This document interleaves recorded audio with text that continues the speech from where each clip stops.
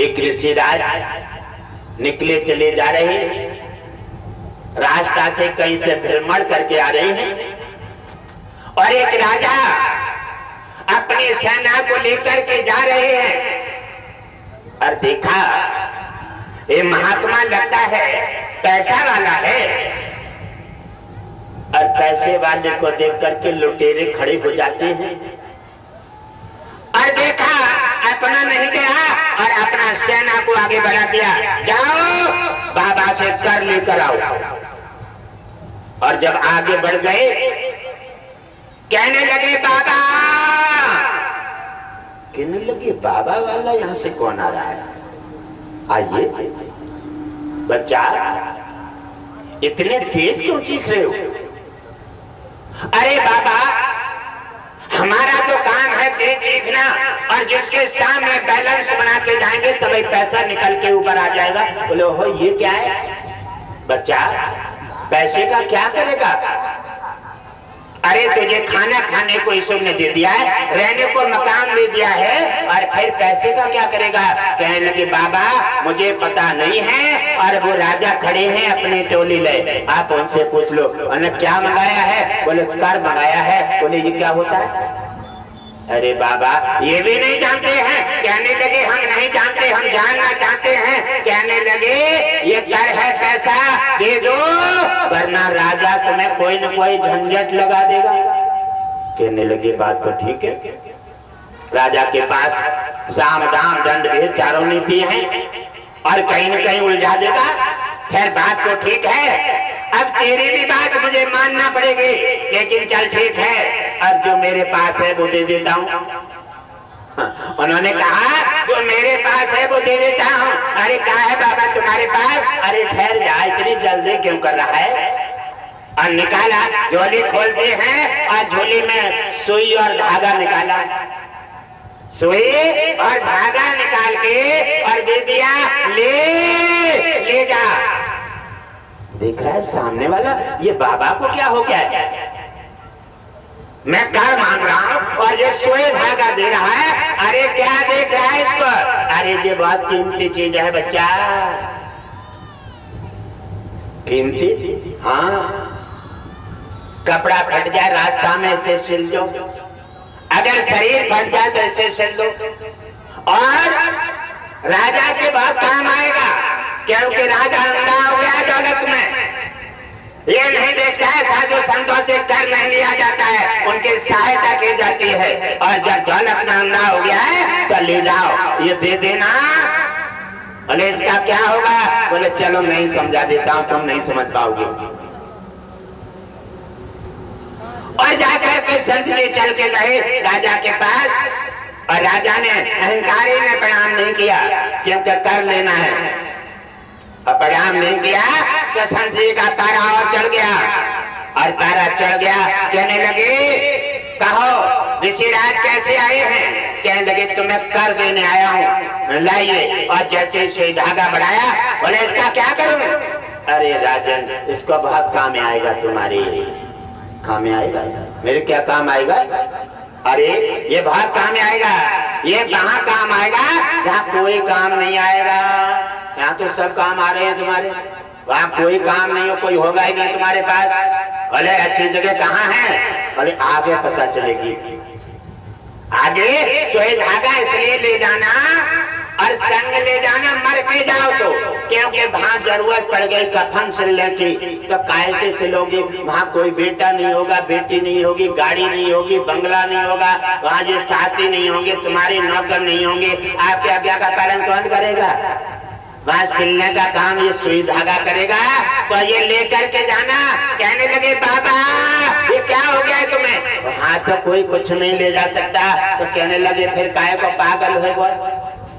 जब वहां पता है क्या कोई कुछ नहीं ले जा सकता, फिर काहे को पागल हो गए?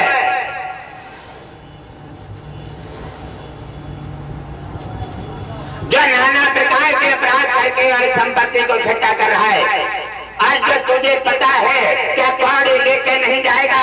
और फिर साधु संत धर्म और मंदिर कोई नहीं छोड़ेगा, कर लेने में अंधा हो गया है।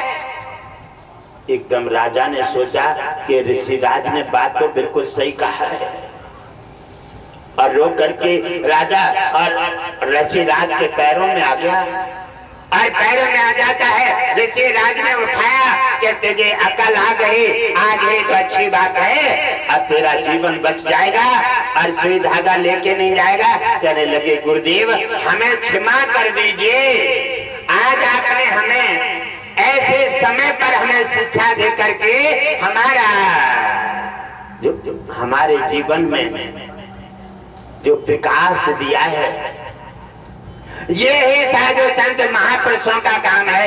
क्या कोई माया में टूट जाए, कोई उलझ जाए, कोई अपराध करने लगे तो तत्काल उसको राहत दे करके और उसे मार्ग दे करके उसका कल्याण करना चाहिए।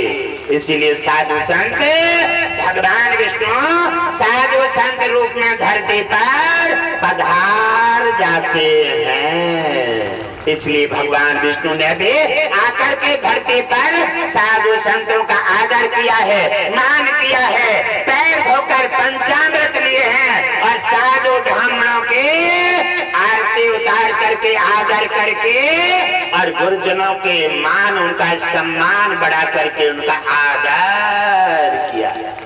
बोलिए साधु संत भगवान की जय। इसलिए कहा जाता है, इसलिए कहते हैं गुरुता भगवान से भी बड़ा है, क्योंकि अटकी हुई लड़िया में धक्का लगा देता है ना, और तुम्हारी बिगड़ी में कई संकट आ जाए और तुम्हारे काम आ जाए, वो समझ लीजिए भगवान है तुम्हारा मदद कर रहा है। उसमें वो केवल मानव रूप में है लेकिन भगवान है। अगर गुरु आपके रास्ते पर आ जाए, आपको मार्ग दे दे, गलत जगह से हटा करके थप्पड़ मार करके भी अगर सुधार दे तो समझो तुम्हारा भगवान आ गया और तुम्हें उसका एहसान मानना चाहिए। उसकी बात मान करके और उसके शरण में समर्पित हो जाना चाहिए। राजा ने गुरुदेव को प्रणाम किया और कहा गुरुदेव आपने मुझे ऐसे मार्ग से वापस किया है जहां मेरा पतन हो जाता। हे गुरुदेव आज आपने मेरा जीवन धन्य कर दिया है। और उन्होंने कहा जाओ शिष्य आप अपना मार्ग अपना संभालो, और ये साधु संतों का कर्तव्य है कि गलत रास्ता से जाने वालों को रोकना। उसे संकट भी देते हैं, डांटते भी हैं और इसे पिचकारते भी हैं और उसे मार्ग में उसका रोड़ा बन करके उसे अच्छी जगह पे लाने का प्रयास करते हैं। इसलिए बने हैं साधु, और साधु संतों का जन्म इसलिए धरती पर होता है कि धरती का, भारत का और साधु संत सनातनों का कल्याण करने के लिए। और साधुओं ने बड़े बड़े उपकार किए हैं देश पर, धर्म पर। आपने साधु संतों के उपकार के बारे में कहीं ना कोई चर्चा होती है ना, कहीं कोई कुछ नहीं कहेगा। जहाँ चार बैठे होंगे, जहाँ अच्छी साधु संतों की अच्छी बातें नहीं करेंगे, क्या इनकी बातें करेंगे, बस उन्हीं की करेंगे जिनका माहौल बिगड़ गया है। अरे तुम अच्छी बातें करो, अच्छी संगत में रहो, अच्छा सोचो, अच्छा खाओ और अच्छे भाव में रहोगे, अच्छे हो जाओगे, तुम्हारा कल्याण हो जाएगा। और जैसा खाओगे धन वैसा बनेगा मन। संगत से गुड़ उपजे, कुसंग से गुड़ जाए, वास पास मिश्री और एक ही भाव बिकाए। संगत अच्छी हो कल्याण हो गया, और संगत गलत मिल गई तो तुम्हारा बेड़ा गर्क हो जाएगा। इसलिए संगत अच्छी, सत्संग से अच्छी संगत मिलती है। इसलिए गुरुजनों का, अच्छे साधु संतों का संग करके अच्छे साधु संतों की पहचान करो। अच्छे साधु संतों की पहचान है, आप उनकी वाणी से पहचान कर लो। आवाज बेशेर जैसी दहाड़ होगी और उनके पास प्रवचन के लिए कोई कागज और किताब नहीं होगी। और वैसे लेकर के 24 घंटे बोलेंगे, वैसे शेर जैसे दहाड़ोगे, आवाज में कोई मुलायमी नहीं होगी। ऐसे साधु संत जज्बाशील होते हैं जिन्हें भगवान विष्णु स्वयं धरती पर बना करके उनकी स्थापना कर देते हैं। बोले सद्गुरुदेव भगवान की जय हो। आप साधु संतों की गुरुजनों की पहचान करें, अच्छी संगत में आप दाखिल हों और साधु संत ब्राह्मण शरीर हो और बचपन से ही साधु हो, आंखें बंद करके गुरु बना लीजिए, कोई किसी प्रकार का दंड फंड नहीं होगा। और क्या होता है, नारे मरे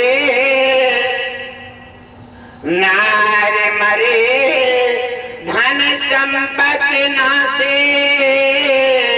मोड़ मुड़ाए बने सन्यासी।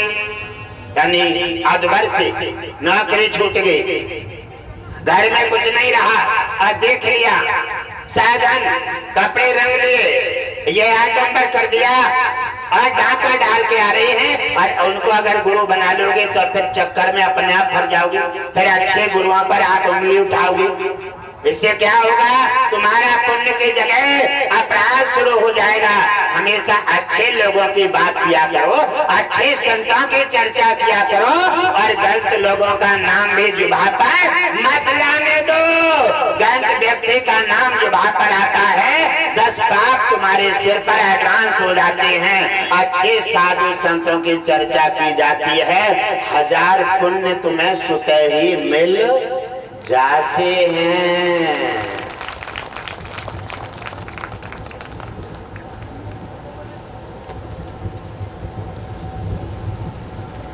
जा करके देखा मेरे प्रिय परिवारजनों, और वो संत आगे बढ़ जाते हैं। आगे देखा तो एक नगर में प्रवेश कर दिया। नगर में देखा तो 4 जने चौराहे पे बैठे हैं। कहने लगे जे कोई संत जेऊ आ गए, और हमें लगता है इन्हों के पीछे कोई न कोई झंझट जरूर हुए ना हुए है तो कहीं से नुकारी हो रही हो। अरे तुम्हें इतनी बड़ी बातों की क्या जरूरत है, आपने अपनी इनकारी कभी नहीं की है। आपने अपने बारे में सोचा, अरे संतों के बारे में तो भगवान भी नहीं सोच सकता। संत तो जब ये भगवान भी देखता है तो संतों को प्रणाम करके और वो भी नतमस्तक हो जाते हैं, दुनिया बनाने वाला। और आप उन संतों की बात करते हैं, आगे चल बढ़ जाते हैं। और संतों ने देखा कि बच्चे बैठे हैं, चलो जानकारी ले लो, शाम हो गई, अब रुकना ही पड़ेगा। और जाकर के पहुंचे और कहने लगे, अब बच्चों ने एक दूसरे का हाथ दबा दिया। बोले अब बाबा को ऐसी जगह पहुंचाना है, कुछ बताइयो मत, चुपचाप रहियो, हम ही बोलेंगे। कहने लगे ठीक है।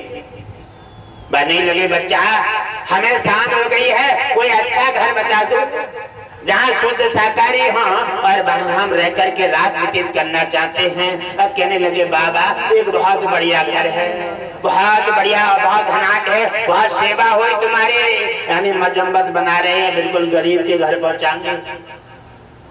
और मौत छुपा के हंस लेते। अरे जी का साधु संतों की निंदा और अपमान करना, क्या तुम अच्छा कर रहे हो या अपराध तुम्हारे खाते में जा रहा है? और भगवान विष्णु इस अपराध का दंड दे करके किसी दिन तुम्हें चौपट कर देगा। ये अपराध का घड़ा जब भर जाता है तो पता नहीं लगता कहाँ फूटे। और जब उन्होंने कहा, बता दिया, सीधे चले जाओ और पीपल का पेड़ है, वहाँ पेड़ के नीचे वहीं पर एक ब्राह्मण देवता रहते हैं, वहाँ चले जाइए, बड़ा सम्मान होगा, बड़े धनाढ्य हैं। संत जी ने समझ लिया, साधु संतों सीधे साधे होते हैं और सबके बात समझ लेते। उनकी बात समझ करके आगे बढ़ गए और जैसे देखते हैं दरवाजे पे पहुंचे तो छप्पर पे पूंछ भी नहीं, दरवाजे पे गेट नहीं, चौखट लगी हुई। कहने लगे, ये कितना धनाढ्य ब्राह्मण। कहीं लगता है कि इन्होंने मुझे गलत रास्ता बता दिया। चलिए ठीक है, आवाज लगा के देख लेते हैं।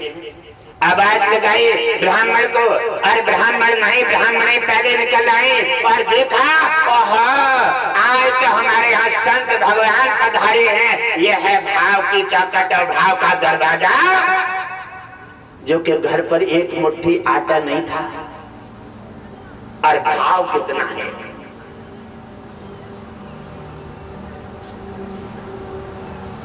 यहाँ पर कहने लगे कि जगह जगह जाएंगे, हमारे बच्चे 4 दिन से भूखे पड़े हैं, तुम्हें मांगने को आएंगे, तुम्हें कहां से दे दे। ये क्या तरीका है, और तरीका सीख लो। और एकदम उन्होंने सोचा कि मेरे पास आज संत भगवान पधारे हैं, और जाकर के तत्काल संत भगवान के पास पहुंचे और उन्हें लेट करके प्रणाम किया। आइए मेरे संत भगवान, आप पधारिए। धिक्कार दिया तो समझ लो अपनी किस्मत में कुल्हाड़ी मार दी। संत भगवान के माध्यम से उन्होंने वहां पर पधारे हैं, और उन्हें कुछ बैठाने के लिए उनके पास चारपाई नहीं है। आंखों में आंसू भरे हैं, अंदर से उमाव है और भाव के सैलाब है। भाव के सैलाब में कुछ नहीं बना, और ब्राह्मण ने अंगोछा उतारा और बिछा दिया। आइए मेरे संत भगवान, बैठ जाइए। भाव का दरिया है, लहर आ रही है। और संत ने देखा आज बड़ी सुंदर जगह पर आ गई है, कुछ नहीं, आहा भाव की सैलाब है, और हमें और क्या चाहिए। संत जी भाई पर अंगोछे पर जमीन पर बैठ गए, और एकदम दौड़ के गई और जाकर के नल चलाया और पानी लेकर के आई। भाव की सैलाब है। और संत जी ने देखा आंखों में आंसू झलक रहे हैं प्रेम के, और दरियाए हृदय उमड़ रहा है। और एकदम दोनों हाथों से थाम लिया, अल्लाह देवी ये जल नहीं अमृत है। और उसे समझ करके और दोनों संतों ने भाव के साथ पी लिया और कहा आज तो आनंद आ गया।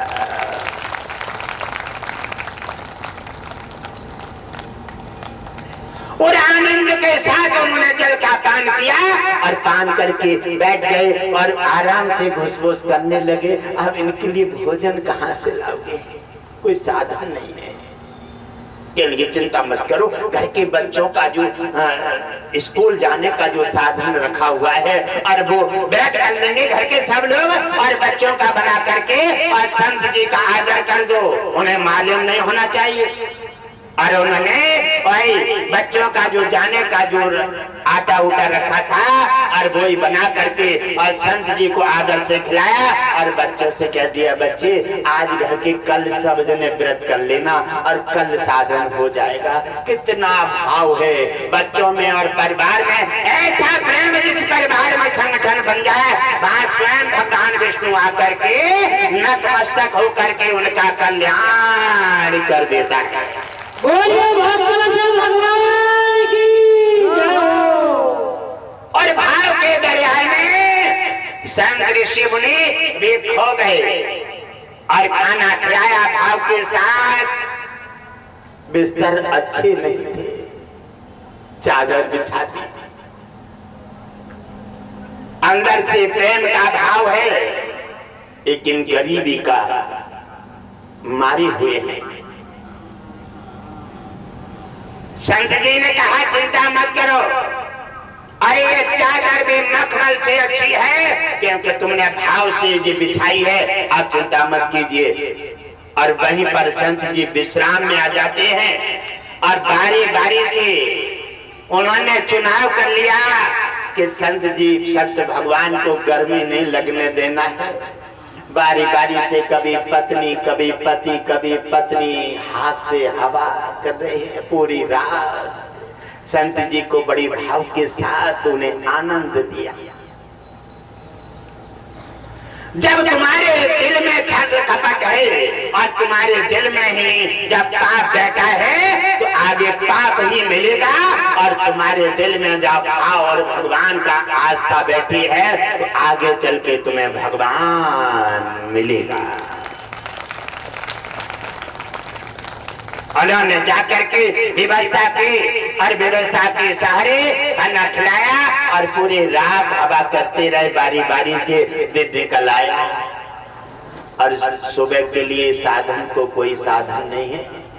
उन्होंने नाश्ता दिया और संत जी ने समझ लिया कि इनके पास जो भी था भाव के साथ खिलाया है, अब किसी का परेशान करना ठीक नहीं है। अब अच्छा ठीक है बच्चा, आपने बड़ी सेवा की है, हम आपसे बड़े प्रसन्न हैं, प्रभावित हैं। अब ऐसा कीजिए, हम चलते हैं और हमें विदाई दीजिए। अब कहने लगी हमें संत जी को देने को कोई दक्षिणा नहीं है। अरे कहने लगी कैसी बात करते हो, आपने इतनी भयंकर सेवा की है और आपने हमें सब कुछ दे दिया है, लेकिन बच्चा हम तुम्हें क्या दें? हम साधु संत हैं, हमारे पास एक चादर से अलावा कुछ नहीं है। आपने जो सेवा जज्बा के साथ की है, हम तुम्हें क्या दें? अरे चलो ठहरो और हमारे पास बैठ जाओ, एक साधन तुम्हें बता देते हैं और साधन पर सज जाओ, सब कुछ मिलकर के तुम्हारा कल्याण होगा। दोनों बैठ गए। मेरे संत भगवान बताइए। उन्होंने कहा देवी आपके 3 बेटे हैं और चौथा बच्चा जो उधर में पल रहा है ये भी बेटा है, ये भी बेटा है और बेटा का जन्म हो जाए, मेरी आज्ञा है उसका नाम रख लेना नारायण, और इसी नाम से तुम्हारा और तुम्हारे परिवार का उद्धार हो। साधु के पास आशीर्वाद है, साधु के पास साधन है, साधु के पास विचार है, साधु के पास सद्मार्ग है। समझ लीजिए वाई में तुम्हें सब कुछ मिल जाएगा। और साधु संत की बातें उन्होंने रख करके और हृदय में उतार लिया। कहा हे गुरुदेव आपने तो हमें धन्य कर दिया। बोलिए सद्गुरुदेव भगवान की जय हो। गुरुदेव को भगवान समझ करके प्रणाम करके और गुरुदेव की बड़ी सम्मान के साथ विदाई की और थोड़ी देर बढ़े और संत जी आगे बढ़ जाते हैं और उधर ब्राह्मणी के एक बेटा का जन्म होता है और उसका नाम नारायण रख लेते हैं। आजकल सोच लेते अरे ऐसे तो महात्मा आते रहते हैं, का बच्चे का नाम नारायण रखने बैठे, दुनिया हंसी बनाएगी। अरे टिंटू रखो, पिंटू रखो, ये फैशन का नाम रखो। अरे बात समझ के छोड़ देते। अगर संत की बात पकड़ ले और उनकी बात पर चल गए तो बेड़ा पार हो गया। और उन्होंने साधु की बात समझ के छोड़ दी तो समझ लो बेड़ा गर्क हो गया। भगवान नहीं आएगा तुम्हें बताने के लिए, भगवान ने तुम्हें बना करके धरती पर भेज दियो और साधु संतों के माध्यम से भगवान तुम्हें मार्ग देने आता है। और साधु संतों में भगवान समझ लो तो तुम्हारा कल्याण हो जाता है। जाकर के नारायण नाम रख लिया। हर समय बढ़ता जा रहा है, बेटा बड़ा हो जाता है और छोटा बेटा था। ब्राह्मण बड़ा आदर करते थे बच्चे का। और कोई पानी की जरूरत है, नारायण पानी ले आओ, नारायण खाना ले आओ, नारायण कपड़े ले आओ, नारायण इधर आओ, नारायण उधर आओ। आहा क्या कल्याण कर दिया ऋषिराज ने। बेटा की जगह पर नारायण नाम रख दिया और जो रातों दिन नारायण ही नारायण, नारायण ही नारायण का जाप करे और उस नारायण नाम से भगवान विष्णु प्रसन्न होते हैं और किसी न किसी रूप में धरती पर कल्याण करने के लिए उपस्थित हो जाते। बोलिए नारायण भगवान की जय हो।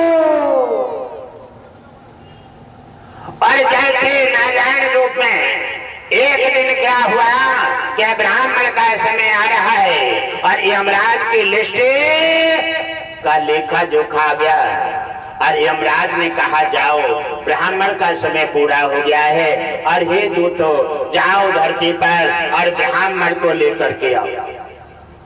जब यमराज का आदेश हुआ, यमराज भी यहाँ आज पधारे हैं, यहाँ ये भी देवताओं के साथ पधारे हैं और अपने सत्संग में अपनी कथा का आनंद ले रहे हैं। तो आपको देख नहीं रहे हैं क्योंकि भगवान जब आपको नहीं दिखता है, क्योंकि भगवान भाव में है, सबके हृदय में है, मंदिर में है और सबके जिभा पर है। एक दूसरे में भगवान के बिना ये शरीर नहीं चलेगा, लेकिन फिर भी नहीं देख पा रहे हो क्योंकि भाव पूरा नहीं है। जिस दिन भाव का सैलाब खुल गया जिस दिन भगवान तुम्हारी नजर में स्वयं ही आ जाएगा। जाकर के देखा यमदूत धरती पर आ जाते हैं और यमदूत ने देखा कि ब्राह्मण सो रहा है और ब्राह्मण पर अपना निशाना लगाया और जैसे ही उन्हें भय लगा, बड़े बड़े दांतों वाला दिखा और सींग है और जैसे ब्राह्मण डरे भय लगा, कहने लगे नारायण बचाओ, नारायण बचाओ। नारायण सोचने लगे इतनी घन मेरे भक्त पर प्रहार किसने कर दिया, मेरे भक्त पर प्रहार किसने किया, किसका साहस हो गया। और नारायण ने तत्काल अपने दूतों से कहा जाओ मेरे भक्त की सहायता करो। और जैसे नारायण के दूत धरती पर आते हैं और यमदूत उनके डर के मारे भाग जाते हैं, ब्राह्मण बच गए।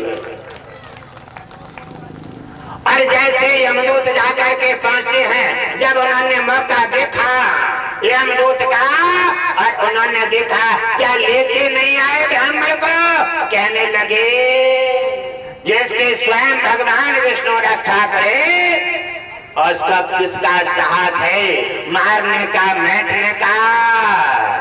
इसलिए उनके स्वयं भगवान विष्णु के दूतों ने रक्षा कर दी और हम तो डर के मारे भाग आए, अब हमारा साहस नहीं है। यमदूत ने कहा समय निकल जा रहा है, चलिए। यमराज स्वयं दूतों के साथ और धरती पर आ गए और फिर से ब्राह्मण पर वार करने लगे और ब्राह्मण को भय दिखाया, कहा भय दिखाते ही और ब्राह्मण के प्राण शरीर से निकलेंगे। और जैसे भय दिखाया और उन्होंने देखा और चीखने लगे नारायण मेरी सहायता करो, नारायण मेरी सहायता करो। नारायण सोचने लगे ये मेरे भक्त पर कौन बार बार बात कर देता है, समझ में नहीं आता है। ऐसा किसका साहस है जब बार बार आकर के और नारायण के समय पर आकर के बात कर देता है और बार बार मेरे भक्त को परेशान कर रहा है, कौन है ऐसा। नारायण सोचने लगे अब भक्त से काम नहीं चलेगा, चलो भक्त की सहायता स्वयं कर दो। लक्ष्मी पैर दाब रही थी और पैर दाबत रह गई और नारायण तब तक छूमंतर हो गए, नीचे आ गए धरती पर। आप देख रहे हैं और यमराज ने देखा कि स्वयं नारायण पधारे हैं और भाई से प्रणाम किया और एक दो तीन वापस चले गए, कहने लगे जहाँ स्वयं भगवान विष्णु रक्षा कर रहे हैं, जहाँ हमारी दाल कैसे गड़ जाएगी। और वहीं से यमराज वापस हो जाते हैं और भगवान विष्णु ने अपनी माया का पर्दा हटाया और हटाते ही जैसे पहुंचे उनके सामने और कहने लगे भक्त आंखें खोलो, क्यों परेशान हो, कौन है तुम्हें बार बार परेशान करता है।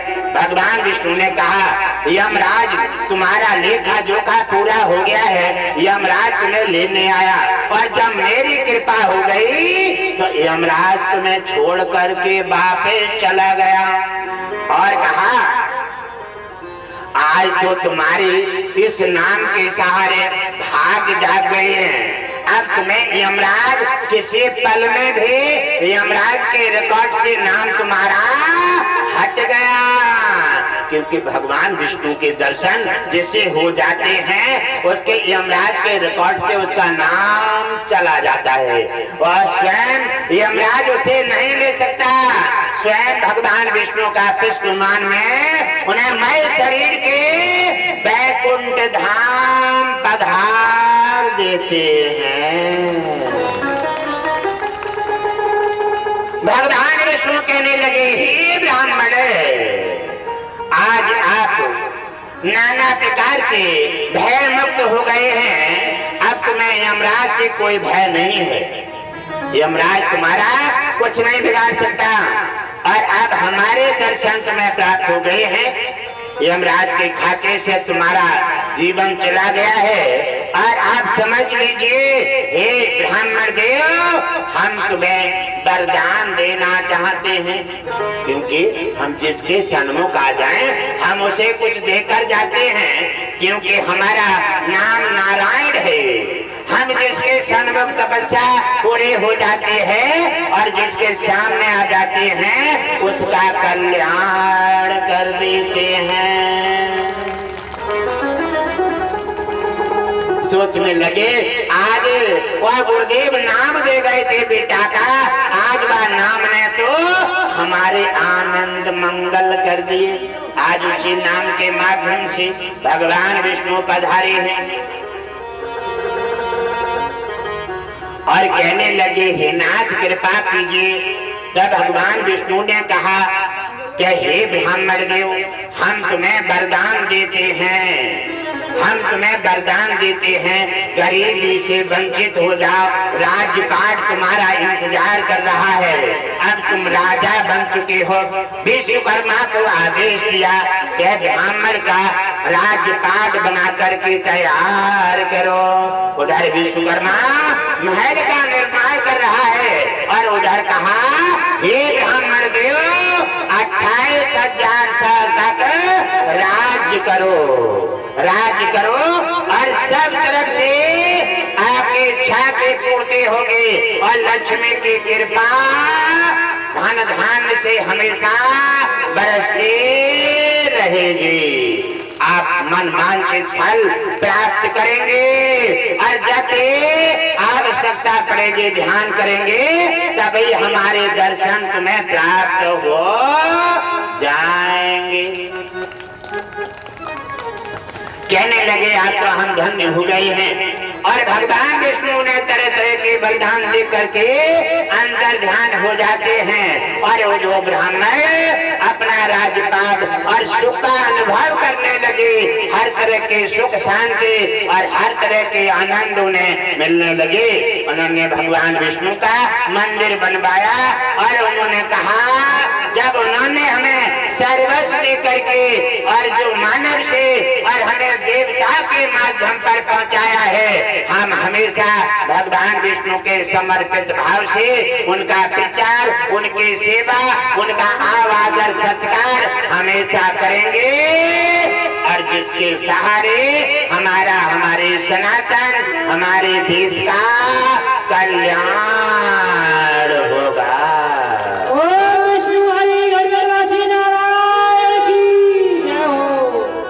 जिन महापुरुषों ने साधु संतों ब्राह्मणों का आदर किया है, इतिहास गवाह है, और वो ब्राह्मण का उन बच्चों ने बैठे हुए थे, उन्होंने अपमान करना चाहा।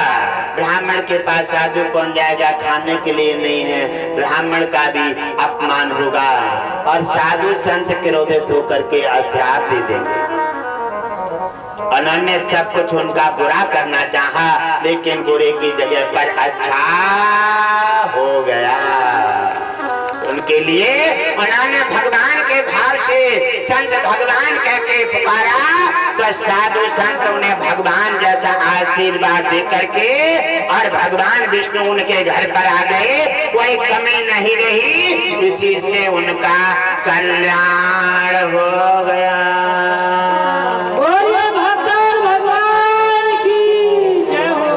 कहते हैं, गुरु गोविंद दो खड़े गुर गोविंद दो खड़े काके लागू पाए, बलिहारे गुर आपके गोविंद दिए बताए। उन्होंने कहा, हे मेरे संत भगवान, आपको बार बार प्रणाम। आपके वचन हमेशा सत्य हुए। आपने हमें जो नाम दिया, आज जय जयकार हो गई है। जिन भगवान विष्णु के दर्शनों के लिए कोटन कोटन ऋषि मुनि तपस्या करके और मरकर चले जाते हैं, जिन्हें झाई देखने को नहीं मिलते, आज तुम्हारी कृपा से भगवान नारायण हमारे घर पधारे हैं। मोर बचन पर सकता फीका, भक्त बचन पत्थर की लिखा। अपना मान टले तो टल जाए, भक्तों का मान न टलते देखा। भगवान विष्णु रो करके भक्तों के पास सन्मुख खड़े हो जाते हैं, क्योंकि जिसने मेरे पर विश्वास किया है, जिसने आंधी और चट्टान मान अपमान सब झेले हैं, और उसने अपनी मंजिल पार करके और उसने मेरे कांटों खोबरों को भी अपने पैरों से कुचल करके और जिसने मेरी तरफ मंजिल बनाई है, आज वो मेरा है और वो मेरा स्वामी है और मैं उसका सेवक बन जाता हूँ। भगवान विष्णु ने कई जगह अपने पैगाम दिखाए हैं। भाव और श्रद्धा लगन के साथ समर्पित भाव से संत गुरुजनों की बात को समझ करके जो मेरे विश्वास पर उतर जाता है, वो मैं गुरुजनों की बात के सहारे उसका भविष्य बेड़ा पार कर देता हूँ। और धरतीवासी कहते हैं, ऐसो कैसे हो जाए, ऐसो कैसे हो सकता है, भगवान कैसे आ सकते हैं, ऐसो कैसे हो सकता है, ना हो सकता है तो ठीक है ऐसे ही रहो। हम तुम्हें बता रहे, ऐसो क्यों ना हो सकता है, मजबूत हो जाओ, विश्वास करो गुरुजनों की बात पर। और कोई भी समय आता जाता है और तपस्या और भक्ति के मार्ग पर आंधी तूफान सैलाब आती हैं, जिन सारे संघर्षों को मजबूत करके जो आगे बढ़ जाते हैं, उसे भगवान अपना स्वामी बना लेता है और भगवान सेवक बन जाता है। ने कहा है, हे भक्त विजय प्रिय, केवल भाव की सैलाब दे दीजिए। और भाव की सैलाब दे दी ब्राह्मण ने, ब्राह्मणी ने। तो भगवान ने क्या कहा है, भाव का भूखा हूँ मैं, भाव ही एक सार है, भाव से भजता मुझे उसका भविष्य बेड़ा पार है। भाव बिन मुझे तो पुकारे, भाव बिन मुझको पुकारे, मैं कभी मिलता नहीं। भाव बारे भक्त को संपूर्ण मेरे पर भार है। गुरुदेव कह रहे हैं, भगवान विष्णु के भाव विश्वास के साथ आगे बढ़ जाता है। भगवान तुम्हें दिखता नहीं है, इसलिए आपके सामने मंजिल डाल रहा है, आपके सामने संकट डाल रहा है, गरीबी दे रहा है, घर से बेघर कर रहा है। अरे हिम्मत मत हारिए, आज जितिया के पकड़ लीजिए। एक दिन करुणानिधि परमात्मा आपकी जेब में आ जाएगा और आपका सेवक बन करके और तुम्हें स्वामी बन करके तुम्हारा कल्याण कर जाएगा।